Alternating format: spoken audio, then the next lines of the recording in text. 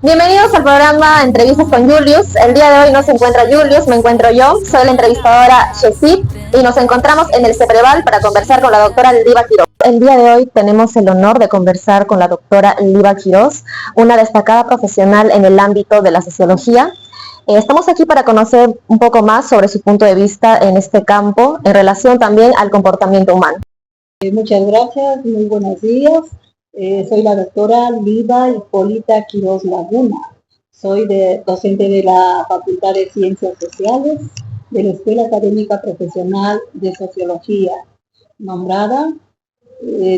Acá vengo trabajando 27 años de nombrados en nuestra prestigiosa Universidad Nacional Emilio Valdizán.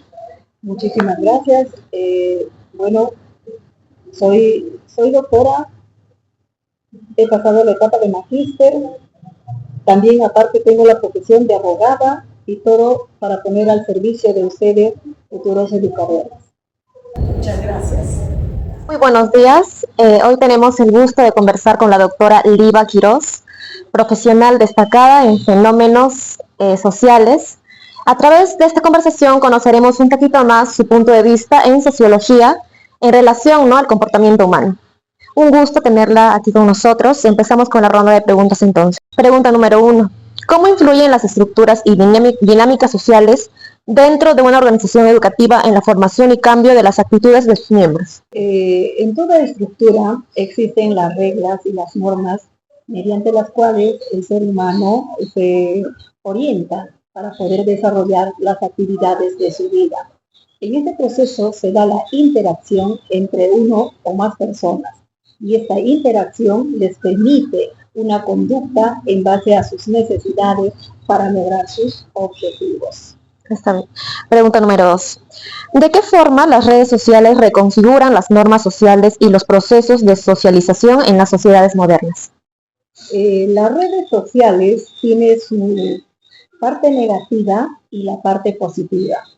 En lo que respecta a la parte positiva es cuando influyen con los nuevos conocimientos, el avance de la tecnología, de la ciencia, la cibernética, influyen en los seres humanos, porque trae consigo, cambio, evolución en cuanto se refiere a su conducta. Y esto lo aplican en la vida diaria, ya sea en la universidad, en los colegios, en sus hogares, en la interacción que tienen entre dos o más personas en nuestra sociedad y en la familia, que es base importante.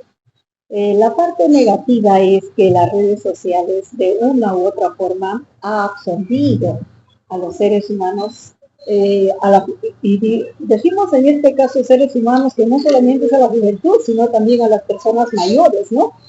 Que los entretienen a tal punto que muchos aspectos de interrelación familiar, muchos aspectos de interrelación grupal a nivel de estudio, a nivel de trabajo, ya no son necesarios para ellos, a tal punto que todo absorben de las redes sociales y ya no se da esa interacción entre los seres humanos que nosotros científicamente, desde un punto de vista social, pensamos y deseamos de que la interacción debe de ser permanente, porque de esa manera transmites conocimientos y experiencias entre las demás personas. ¿De qué manera las normas sociales y culturales influyen en la forma del comportamiento de las personas en su vida cotidiana? En cada lugar, en cada zona, se da o vemos la idiosincrasia de los diferentes pueblos. Hay normas que se desarrollan y el ser humano tiene uso de conocimiento desde que nace. Entonces, son como reglas, son conductas, ¿no? Costumbres, hábitos, que el ser humano, al abrir los ojos, al tomar conciencia de su vida, empieza a ponerlo en práctica. Y esto sucesivamente, más adelante, cuando ya llegan al área de la primaria, de la secundaria, la universidad, estas normas, estas reglas, este estilo de vida, esta conducta, esta idiosincrasia influye en el ser humano por cuanto ha abierto sus ojos en medio de esas vivencias, esas actividades, esas costumbres. Y obviamente uno se identifica, yo estoy identificada con con las normas de mi distrito, del lugar donde he nacido, todas las costumbres, todos los hábitos, ha sido adquirido a raíz de que yo he vivido en ese lugar. Igualmente en todas las personas se da ello. Muy bien, excelente. ¿Cómo el entorno físico, social y cultural condiciona o modifica el comportamiento humano dentro de un sistema complejo? Esto incluye, por ejemplo, el entorno interno llamado la familia. Nosotros somos reflejo de la conducta o el comportamiento que se da de nuestros padres, de nuestros hermanos en nuestros hogares. Porque nosotros cuando viene, uno sale del hogar, uno sale de la casa, siempre con todas esas reglas, con los valores y principios que los padres han sabido infundirnos cuando apenas teníamos uso de la razón. La misma que ha sido reforzada en la escuela primaria y en la escuela secundaria. Igualmente, incluso en la universidad, seguimos hablando de valores, por ejemplo, el valor de la responsabilidad, el valor del respeto, el valor de la honestidad, el valor de la justicia, de la equidad. Entonces, eso hace que el ser humano tenga una conducta definida y sobre la base de ello se desenvuelve en la sociedad. En cuanto se refiere al área externa, incluye, por ejemplo, desde el lugar donde nosotros vivimos, nuestro barrio, nuestra comunidad, las amistades que nosotros tenemos, ya sea en el colegio, en la universidad, en los centros donde laboramos, influye a tal manera que captamos esa conducta de ellos y posteriormente lo reflejamos, ya sea en la familia o en otros lugares. Perfecto. Para usted, doctora Quirós, ¿en qué medida la moralidad individual está influenciada o determinada por las normas sociales y expectativas culturales? Cuando nosotros hablamos de moral, obviamente estamos hablando de lo ético. Y lo ético engloba la conducta de todo ser humano. Esto incluye dentro, por ejemplo, si yo trabajo acá, la forma como estoy formado, lo moral, los principios, los valores, la ética, es demostrada por mi persona, porque yo lo adquirí cuando empecé a tener uso de la razón. Y eso hace a que se diferencie las personas de los demás. Porque la moral es algo valioso, algo que no podemos ver, pero sí la persona lo demuestra a través de su conducta, a través de sus pensamientos, a través de sus quehaceres. ¿Cree que los textos que los usuarios publican en plataformas digitales reflejan su identidad y comportamiento real según teorías sociológicas sobre la construcción del yo y la interacción social? Cada autor expresa sus vivencias, sus conocimientos, aquello que lo reflejan, textos que lo reflejan virtualmente, en ello está consignado las experiencias y conocimientos que han ido conjugando a través de su proceso de investigación para poder, por ejemplo, escribir un determinado libro. Sí, la diferencia antes se hacían los libros físicamente, ahora todo es virtual, pero en ello reflejamos los autores nuestras vivencias, nuestras experiencias, nuestro conocimiento respecto a una materia que estamos investigando, ¿sí? Reflejan. ¿Cómo cree que las ciencias sociales influyen en el comportamiento de los científicos e investigadores en su campo laboral? Las ciencias sociales te invita a que reflejes tus principios como ser humano. Primero, repito, el principio de la responsabilidad, de la honestidad, el principio de la justicia, del valor.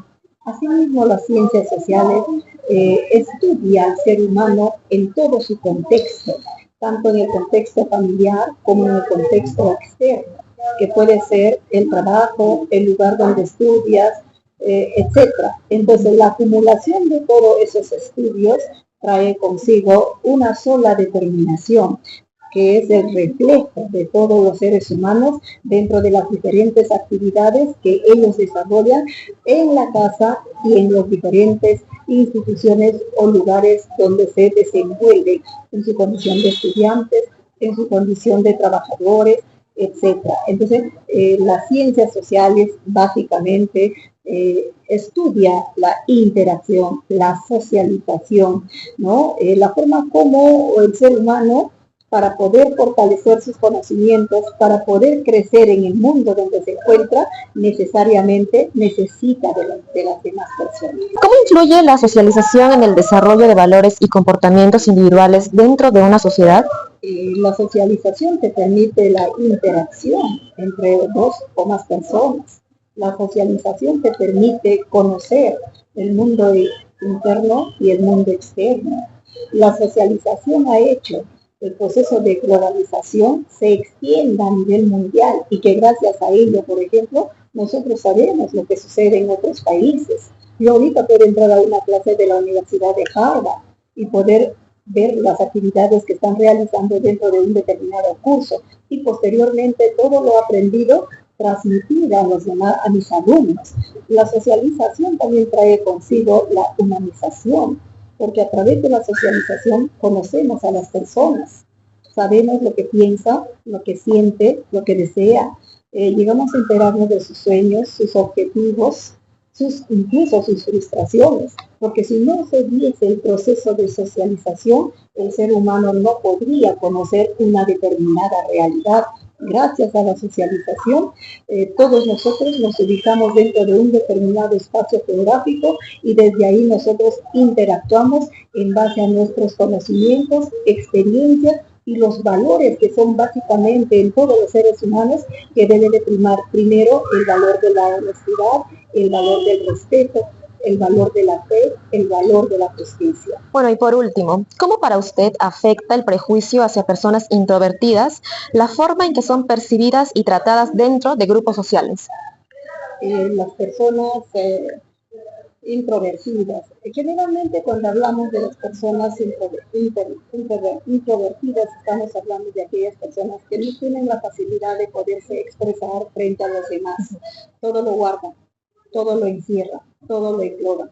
Y lamentablemente en la mayoría de los casos, las personas introvertidas no son como los extrovertidos. Las personas extrovertidas son personas que no tienen medición en cuanto se refiere a la contención de un conocimiento o de una acción, porque no tienen miedos, afloran lo que piensan, afloran lo que sienten, mientras que las personas introvertidas siempre tienen problemas porque deducen que nosotros ya debemos de comprender sus pensamientos o sus sentimientos.